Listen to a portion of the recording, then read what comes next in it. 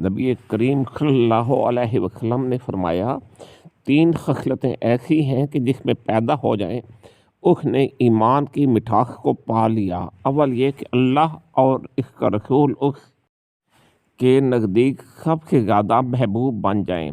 दूसरे ये कि वो किसी इंसान से महज अल्लाह की रज़ा के लिए मोहब्बत रखे।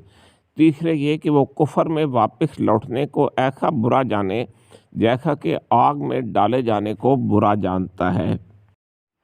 The Prophet, peace and blessings of Allah be upon him, said, "There are 3 qualities in which the one who possesses them has attained the sweetness of faith. The first is that Allah and His Messenger become the most beloved to him. The second is that he loves a person only for the sake of Allah. Thirdly, he hates returning to disbelief as bad as being thrown into the fire." Please subscribe का button दबाकर मेरे channel Pakistan English Urdu learning academy को subscribe करें। Thank you.